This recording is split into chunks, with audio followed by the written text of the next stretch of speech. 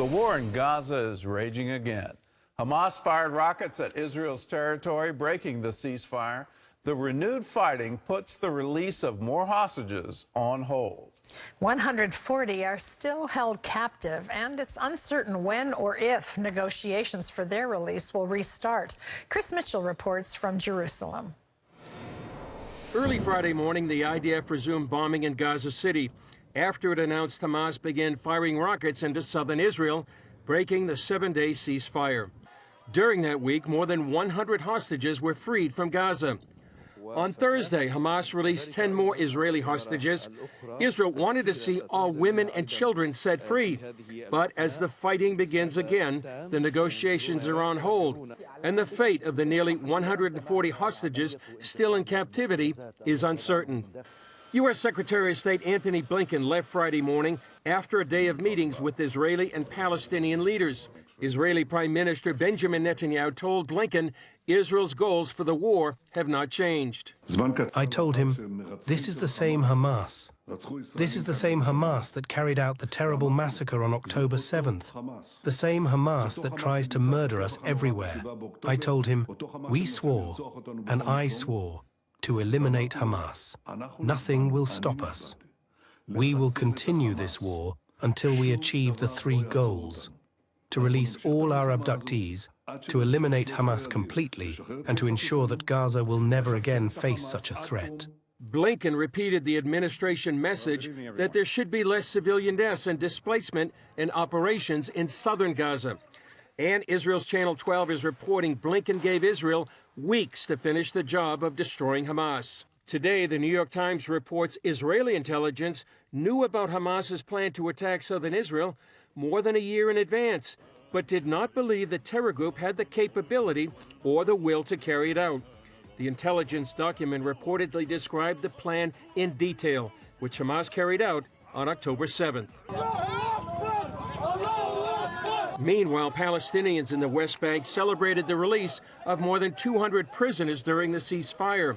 Most of those set free were convicted of terrorism, including attempted murder, stabbings, and bombings. Palestinian Media Watch announced the Palestinian Authority will be paying thousands of shekels to a number of these convicted terrorists. The PA has a long history of glorifying terrorists and martyrs by naming schools and public places after terrorists like Dulal Mughrabi, convicted of one of the worst terror attacks in Israel's history, and the infamous refrigerator bomber. He filled a refrigerator with explosives that killed 15 people and was called a Palestinian symbol. Support for the PA's rival Hamas has increased substantially because of the war in Gaza. As a result, the PA has praised what Hamas did on October 7th. Despite this, U.S. Secretary Blinken sees the PA as a peace partner after the war. We've said, and indeed I had an opportunity to discuss today with President Abbas, the need for reform, the need to revitalize, to revamp the Palestinian Authority so that it can most effectively meet the aspirations of the Palestinian people and deliver for them. Chris Mitchell, CBN News, Jerusalem. Go into that. Well, Itamar Marcus is the director of Palestinian Media Watch. He joins us now from just outside Jerusalem. So you monitor Palestinian media. So the U.S. Secretary of State, he said he wants to effectively meet the aspirations of them. So what exactly is he talking about? What does he mean by that? Well, he means one thing, and the Palestinian Authority means something, understands it completely differently. He's talking about having a Palestinian state in Judea and Samaria, the West Bank, and Jerusalem. When the Palestinians talk about their aspirations, the Palestinian Authority, not just Palestinians, they are talking about the elimination of Israel. We have seen this countless times in their school books. The hundreds of maps throughout their education system don't have Israel on the map. We've heard even during the last few weeks repeatedly. We heard from Mahmoud Abbas's advisor, for example. He said that the existence of Israel for over 7 decades is the cause of conflict, and there will only be peace in the region once Israel's occupation ends, meaning once there's no Israel. So the Palestinian Authority, to their own people, make it very clear their aspirations are the end of Israel. Oh, well, explain to me why both the State Department, the CIA, the European Union, and the UN all seem to cling to some kind of hope that there could be a two-state solution, that there could actually be peace. It looks like they're just turning a blind eye to what the Palestinians are actually saying. Absolutely. They had their ideology, and basically they're saying, this is what I believe, and don't confuse me with the facts. I tell people when I travel to parliaments and to Congress, I say, don't tell the Palestinians what they believe. Listen to what they say they believe. And they are absolutely emphatic about this. And it's not just the Palestinian leadership and their messages. A poll that came out just now, 2 weeks ago. So this is since the terrible atrocities and during the war, 75% of Palestinians say they want one state of Palestine to replace all of Israel from the river to the sea. And only 10% said they wanted a two-state solution. So the Palestinian leadership say it, the Palestinian population says it. Any creation of a two-state solution would be seen by the Palestinian and the leadership as a temporary, I would say, respite in order to launch what they would say is the final war against Israel. I'll even say one more statement about this. Abbas Zaki is a senior Palestinian official very close to Mahmoud Abbas. He said once on TV, we tell the world that we want the 67 borders, the West Bank and the Gaza Strip, but everyone knows that the real plan is all of Palestine, erasing Israel. And then he said, but everyone knows Israel can't survive those borders. Israel can't survive those 67 borders. Everyone knows this, he said. Therefore, that's what we're looking for. And that's what Blinken is talking about. When he says Palestinian aspirations, he wants us to go to those borders that the Palestinians say they know Israel cannot survive. You're getting ready to testify before the UN Human Rights Council. What's your message to them?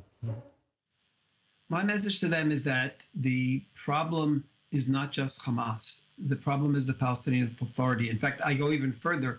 It was the Palestinian Authority that inadvertently created the power of Hamas. We have been reporting for years, for decades, on the Palestinian Authority education. We've done reports on their school books, on their summer camps, on all of their social media, every message that they give to children through every which way. And what happens is these children are growing up with hatred. They're growing up with the religious beliefs that Allah wants them to fight and kill Jews and destroy Israel. This is what they're growing up with. So when they reach 17, 18, 19 years old, they say, hey, wait a second. Everything I've learned in all my schooling and all my education tells me that I should be joining Hamas. So it was the PA that created Hamas. If the PA continues to rule, we will have more and more organizations and terrorists like Hamas. They might have different names. If Hamas is maybe legal, they'll have another name. But PA education leads to Hamas ideology. The President Biden said in his first year in office that he was looking forward to a two-state solution, that Israel should return to the 67 borders. He then reinstituted funding for UNRWA, the UN Relief Works Agency. It just seemed to be a grand reset. That is he just holding on to some kind of fiction that there actually could be a two-state solution? It is definitely a fiction, and I think fortunately most Israelis now recognize that it's not reasonable. It's a recipe for death and destruction for Israelis. We have a Hamas state in Gaza, which is far away from the majority of Israel's population centers, business centers, Tel Aviv.